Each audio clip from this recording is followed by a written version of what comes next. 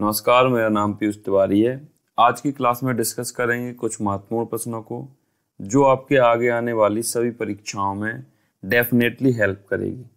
तो वीडियो को शुरू से लेकर अंत तक जरूर देखें और यदि आप पूरा वीडियो देखेंगे तभी आपको पता चलेगा कि इस वीडियो में आपके लिए क्या उपयोगी था। तो आज का पहला प्रश्न है, ट्रांसफार्मर किस सिद्धांत पर कार्य करता है? आपके ऑप्शन है फैराडे के सिद्धांत पर, अन्योन प्रेरण के सिद्धांत पर, विद्युत चुंबकीय प्रभाव के सिद्धांत पर या इनमें से कोई नहीं। तो आपका राइट ऑप्शन होगा ऑप्शन नंबर बी, अन्योन प्रेरण के सिद्धांत पर ट्रांसफार्मर कार्य करता है। यदि बात की जाए फैराडे के सिद्धांत पर, तो फैराडे के सिद्धांत पर कार्य करता है आपका डायनामो। तो आपको याद रखना है फैराडे के सिद्धांत पर कार्य करेगा डायनामो। ठीक है, डायनामो। यदि बात की जाए विद्युत चुंबकीय प्रभाव की, तो विद्युत चुंबकीय प्रभाव के सिद्धांत पर विद्युत मोटर काम करती है। तो आपको याद रखना है विद्युत मोटर विद्युत चुंबकीय प्रभाव के सिद्धांत पर कार्य करेगी। ठीक है, तो आपका राइट ऑप्शन होगा ऑप्शन नंबर बी। आगे बढ़ते। अगला प्रश्न है, दूरी की सबसे बड़ी इकाई क्या है? तो आपको बताना है दूरी की सबसे बड़ी इकाई क्या होगी। आपके ऑप्शन है प्रकाश वर्ष होगी, चंद्रशेखर, पारसेक या किलोमीटर होगा। तो किलोमीटर तो हो नहीं सकता क्योंकि किलोमीटर बहुत छोटी इकाई है इन सब के सामने। तो आपका पारसेक जो होगा राइट ऑप्शन बनेगा। दूरी की सबसे बड़ी जो इकाई है पारसेक है। और यहीं पर चंद्रशेखर को देखा जाए तो चंद्रशेखर आपका द्रव्यमान का मात्रक है। ठीक है, द्रव्यमान का मात्रक हो जाएगा चंद्रशेखर और प्रकाश वर्ष आपका दूरी का मात्रक है। लेकिन दूरी का सबसे बड़ा जो मात्रक होगा या सबसे बड़ी इकाई होगी वो होगी आपकी पारसेक। ठीक है, तो एक पारसेक बराबर यदि देखा जाए यहाँ पे तो 3.08 गुणे 10 की घाते 16 मीटर होता है। ठीक है, तो आपको याद रखना है एक पारसेक में 3.08 गुणे 10 की घाते 16 मीटर होता है। और यदि इसी को हम लाइट ईयर में कन्वर्ट करें तो आपका एक पारसेक बराबर होगा 3.26 प्रकाश वर्ष। ठीक है, प्रकाश वर्ष के बराबर। तो आपको याद रखना है एक पारसेक बराबर होगा 3.26 प्रकाश वर्ष के बराबर। ठीक है, यदि बात की जाए प्रकाश वर्ष की तो एक प्रकाश वर्ष में आपका होता है 9.46 इंटू 10⁻15 मीटर। ठीक है, तो आपका इस सवाल का राइट ऑप्शन होगा ऑप्शन नंबर सी। दूरी की सबसे बड़ी जो इकाई होगी वो पारसेक होगी। ठीक है, अगला प्रश्न है आपका, ग्रेन एल्कोहल को किस नाम से जाना जाता है? जो ग्रेन एल्कोहल है इसे और किस नाम से जाना जाता है? आपके ऑप्शन है methyl alcohol, ethyl alcohol, isopropyl alcohol या इनमें से कोई नहीं। तो अब यहाँ पे बात आई है ग्रेन एल्कोहल की। तो ग्रेन एल्कोहल आपका वही एल्कोहल है जो आप लोग कंज्यूम करते हैं वाइन बियर के द्वारा। ठीक है, अब ग्रेन एल्कोहल नाम क्यों दिया गया? क्योंकि यह जो एल्कोहल है पर्टिकुलर आपका ग्रेन से बनती है, जो मल्टीपल ग्रेन होते हैं जैसे बर्ली हुआ, कॉर्न हुआ और व्हीट हुआ। इनका फर्मेंटेशन करके जो एल्कोहल बनाई जाती है उसे ग्रेन एल्कोहल कहते हैं। ठीक है, सीधा सा या हिंदी में मतलब इसका है कि अनाज के द्वारा बनाया गया एल्कोहल ही आपका ग्रेन एल्कोहल होगा। ठीक है, लेकिन यह इतना हार्ड होता है कि इसका 100% सेवन करना हानिकारक है। यदि आप इसको 100% जो सैचुरेटेड ग्रेन एल्कोहल होगा इसको आप पी लेंगे तो आपकी डेथ हो जाएगी, ऑन स्पॉट आप मर जाएंगे। इसीलिए जो मार्केट में आपकी बियर और वाइन जो आती है, ठीक है, बियर और वाइन, इनको डाइल्यूट करके, किसको डाइल्यूट करके? ग्रेन एल्कोहल को डाइल्यूट करके बियर, वाइन और स्पिरिट के रूप में मार्केट में भेजा जाता है जिससे आप धीरे धीरे मरें। ठीक है, देखते हैं ग्रेन एल्कोहल को किस नाम से जाना जाता है। तो इसका जो नाम होगा आपको याद रखना है, एथिल एल्कोहल के नाम से ग्रेन एल्कोहल को जानते हैं। एथिल एल्कोहल के अलावा भी इसका एक नाम होता है जो आपको याद रखना है, इसका नाम है एथेनॉल। एथेनॉल। ठीक है, तो ग्रेन एल्कोहल को एथेनॉल और एथिल एल्कोहल के नाम से भी जाना जाता है। तो आपका राइट ऑप्शन होगा इस सवाल का ऑप्शन नंबर बी। आगे बढ़ते हैं। तो अगला प्रश्न है आपका, एड्स की जांच किस परीक्षण के द्वारा किया जाता है? तो आपके ऑप्शन हैं, देखें, एलिसा टेस्ट और इम्यूनोफेनोटाइपिंग, एंटीजन टेस्ट, या इनमें से कोई नहीं। यदि बात की जाए एलिसा टेस्ट की, तो एलिसा टेस्ट के द्वारा ही हमें जानकारी मिलती है एड्स की। तो आपका राइट ऑप्शन होगा ऑप्शन नंबर ए। यदि यहीं पे बात की जाए इम्यूनोफेनोटाइपिंग की, तो इम्यूनोफेनोटाइपिंग जो टेस्ट है आपका ब्लड कैंसर से संबंधित है। तो आपको याद रखना है इम्यूनोफेनोटाइपिंग ब्लड कैंसर का परीक्षण है। ठीक है। एंटीजन टेस्ट के द्वारा हेपेटाइटिस बी का भी परीक्षण किया जा सकता है और कोविड का भी परीक्षण एंटीजन टेस्ट के द्वारा किया जा सकता है। ठीक है। तो आपका राइट ऑप्शन होगा option number A, ELISA test के द्वारा एड्स का पता लगाया जाता है। ठीक है, आगे बढ़ते हैं। अगला प्रश्न है आपका, समुद्रगुप्त को किसके द्वारा भारतीय नेपोलियन की संज्ञा दी गई थी? तो आपको बताना है वह कौन सा व्यक्ति था जिसके द्वारा समुद्रगुप्त को भारतीय नेपोलियन की संज्ञा दी गई थी। ठीक है। तो आपके ऑप्शन है अरस्तु के द्वारा, टॉलमी के द्वारा, विंसेंट स्मिथ के द्वारा, या वीएन मिन्हास के द्वारा। बात की जाए समुद्रगुप्त की, तो समुद्रगुप्त को भारतीय नेपोलियन की संज्ञा देने वाले व्यक्ति विंसेंट स्मिथ थे। इन्होंने अपनी पुस्तक अर्ली हिस्ट्री ऑफ इंडिया में समुद्रगुप्त की वीरता से प्रभावित होकर इन्हें भारतीय नेपोलियन की संज्ञा दी थी। ठीक है। तो विंसेंट स्मिथ जी ने अपनी पुस्तक अर्ली हिस्ट्री ऑफ इंडिया में इनकी वीरता से प्रभावित होकर समुद्रगुप्त को भारतीय नेपोलियन की संज्ञा दी थी। ठीक है। तो यदि अब यहाँ पे एक क्वेश्चन और बन गया, बताइए विंसेंट स्मिथ की वह कौन सी पुस्तक है जिसमें इन्होंने समुद्रगुप्त को भारतीय नेपोलियन की संज्ञा दी थी? तो आपको याद रखना है इनकी पुस्तक है early history of India. Early history of India. ठीक है, इंपॉर्टेंट पुस्तक है, इसको पहले भी हम डिस्कस कर चुके हैं पिछली क्लासों में। आगे बढ़ते हैं।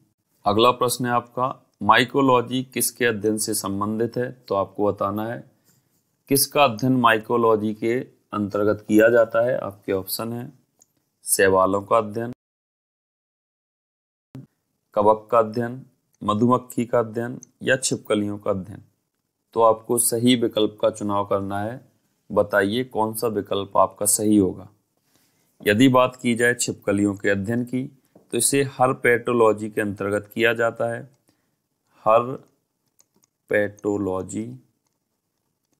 तो हर्पेटोलॉजी आपके छिपकलियों के अध्ययन से संबंधित है। यदि बात की जाए मधुमक्खियों के अध्ययन की, तो एपीकल्चर संबंधित है आपका मधुमक्खियों के अध्ययन से।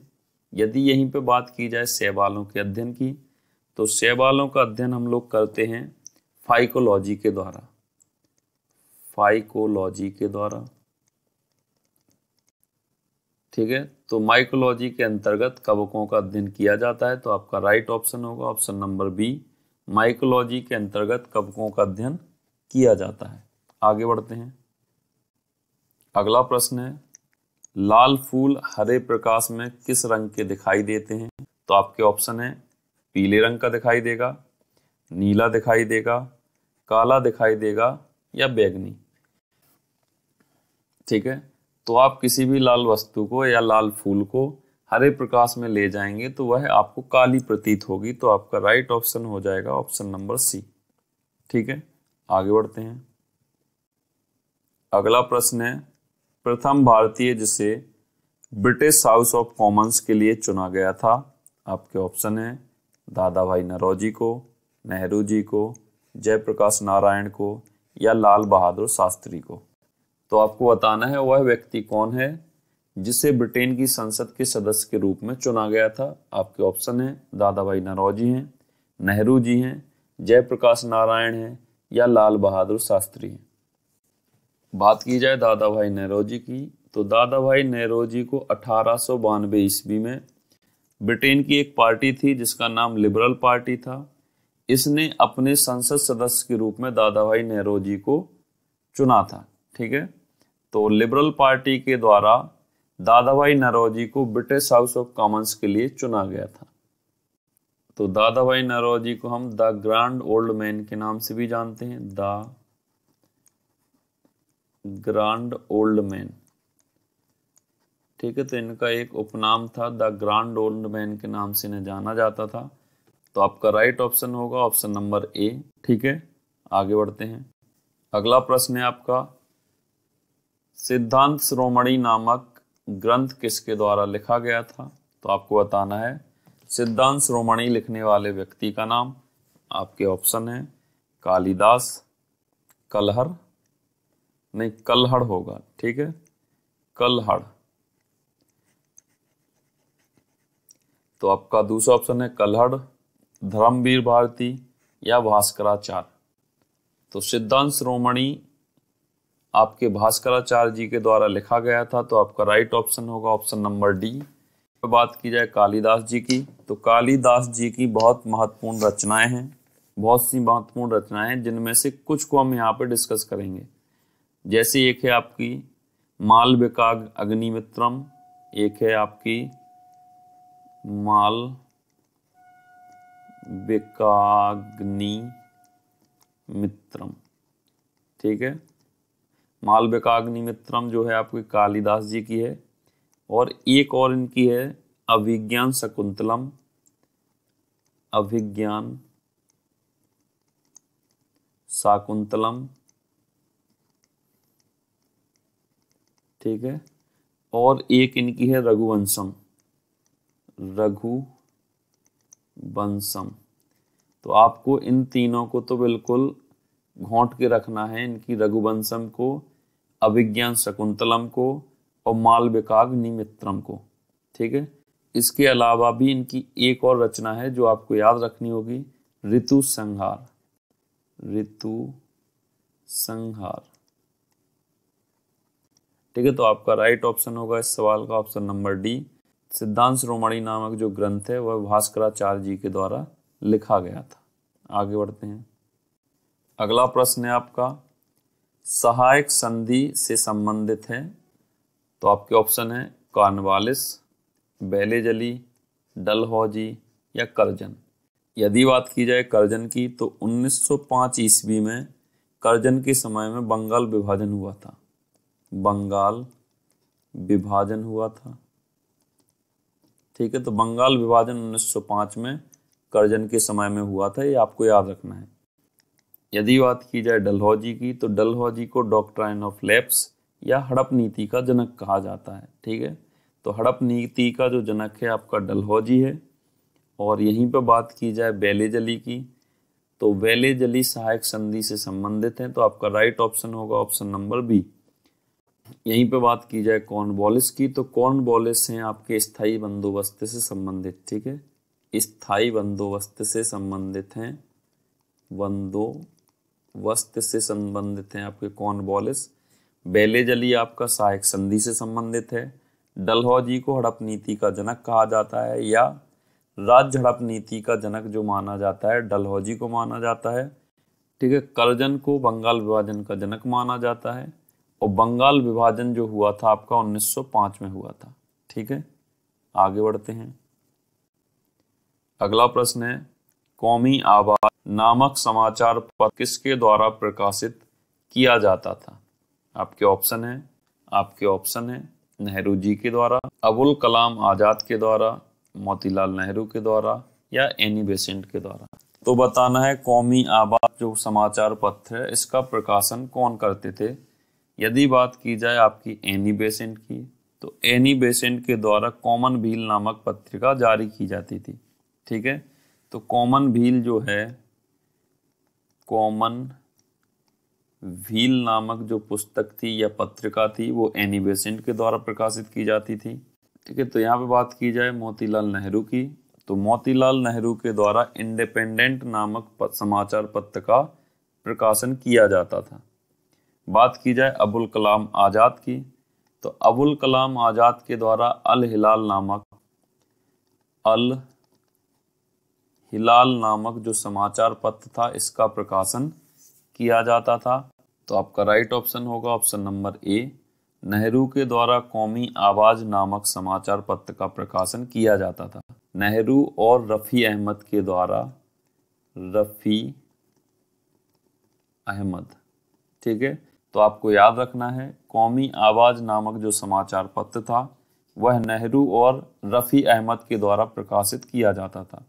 ठीक है, तो आपका राइट ऑप्शन होगा नेहरू और रफ़ी अहमद। अगला प्रश्न है सती प्रथा निषेध कानून किस गवर्नर जनरल के समय पर लाया गया था? तो आपके ऑप्शन है डलहौजी के समय पर लाया गया था, वेलेजली के समय पर, तो पान वाले कोई ऑप्शन नहीं है, इसको काट दो। ठीक है, पान वाले कोई गवर्नर नहीं थे भैया आपके।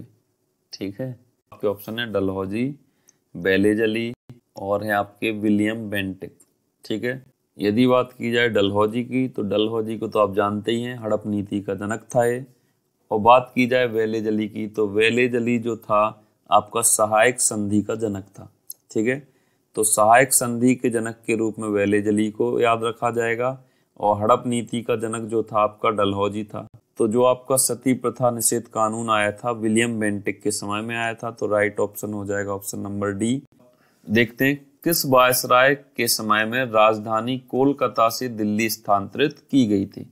तो आपको बताना है वह कौन सा वायसराय था जिसके समय में राजधानी को कोलकाता से दिल्ली शिफ्ट किया गया था। पहले दिल्ली नहीं थी राजधानी, पहले कोलकाता थी। फिर कौन सा वायसराय आया जिसके समय में दिल्ली से राजधानी को और कोलकाता से राजधानी को दिल्ली शिफ्ट किया गया?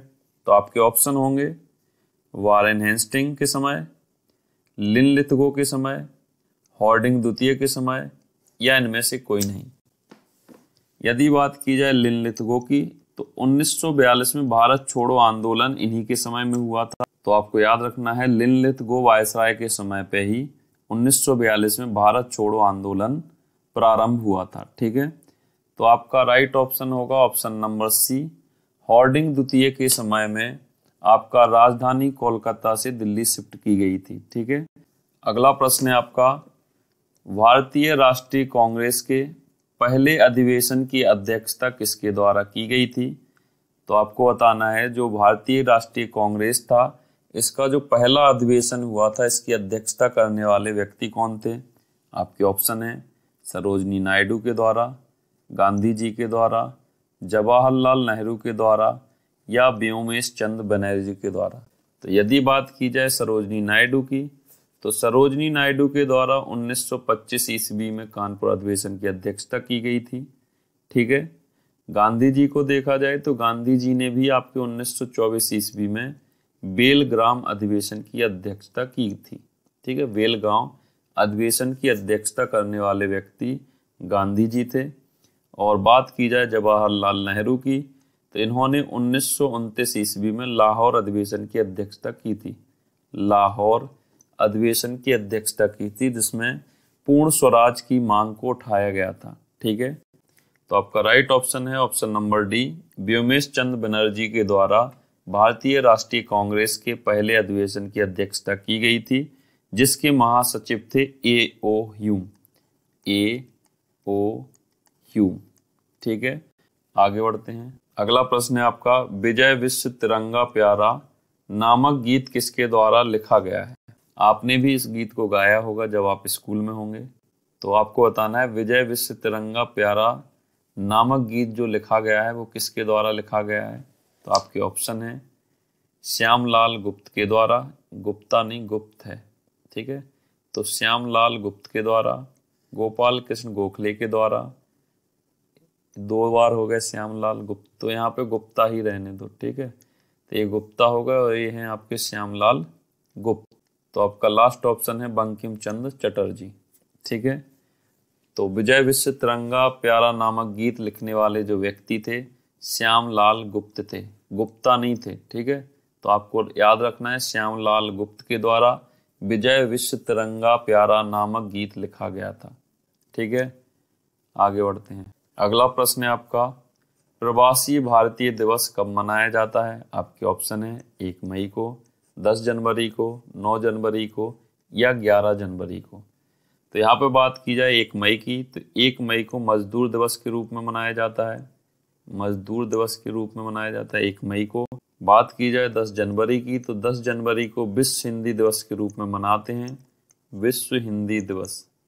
ठीक है, विश्व हिंदी दिवस के रूप में 10 जनवरी को मनाते हैं। बात की जाए 9 जनवरी को, तो 9 जनवरी को प्रवासी भारतीय दिवस के रूप में मनाया जाता है, क्योंकि 9 जनवरी 1915 में गांधी जी अफ्रीका से भारत वापस आए थे। बस इसीलिए 9 जनवरी को प्रवासी भारतीय दिवस के रूप में मनाया जाता है, क्योंकि गांधी जी अफ्रीका से भारत आए थे।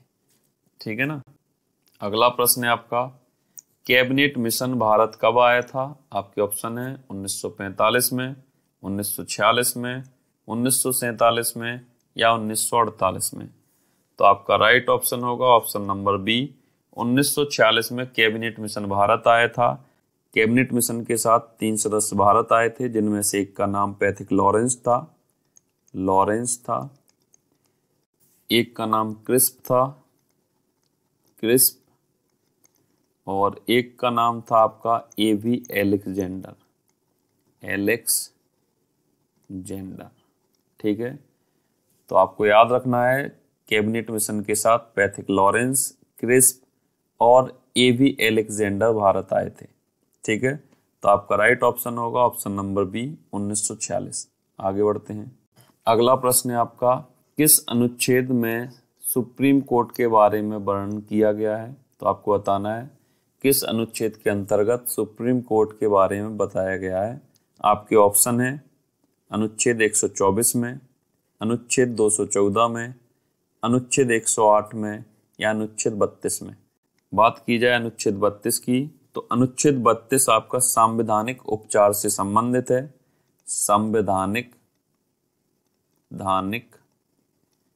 उपचार से संबंधित है, और अनुच्छेद 32 के द्वारा ही सुप्रीम कोर्ट अपनी 5 रिटों को जारी करता है। तो आपको याद रखना है, अनुच्छेद 32 संवैधानिक उपचार से संबंधित है और इसके द्वारा ही सुप्रीम कोर्ट अपनी 5 रिटों को लागू करता है या जारी करता है। यदि बात की जाए अनुच्छेद 108 की, तो अनुच्छेद 108 राज्यसभा और लोकसभा की संयुक्त बैठक के बारे में बताता है।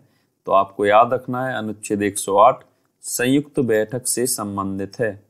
संयुक्त बैठक से संबंधित है आपका अनुच्छेद 108। यदि बात की जाए अनुच्छेद 214 की, तो अनुच्छेद 214 आपका है हाई कोर्ट से संबंधित।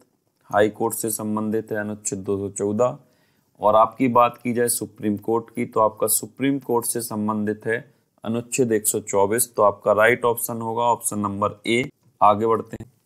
अगला प्रश्न है आपका, उद्देश्य का प्रस्ताव को पारित करने वाला व्यक्ति कौन था? आपके ऑप्शन है मोतीलाल नेहरू, जवाहरलाल नेहरू, भीमराव अंबेडकर या राजेंद्र प्रसाद। तो उद्देश्य का प्रस्ताव पारित करने वाले जो व्यक्ति हैं आपके हैं जवाहरलाल नेहरू। तो आपका राइट ऑप्शन होगा ऑप्शन नंबर बी। आगे बढ़ते हैं। अगला प्रश्न है आपका, नीति निर्देशक तत्व किस देश से लिए गए हैं? आपके ऑप्शन है आयरलैंड से, ब्रिटेन से, रूस से या साउथ अफ्रीका से। बात की जाए अफ्रीका की, तो अफ्रीका से संविधान संशोधन को लिया गया है। संविधान संशोधन को आपके अफ्रीका से लिया गया है। यदि बात की जाए रूस की, तो रूस से मौलिक कर्तव्यों को लिया गया है। मौलिक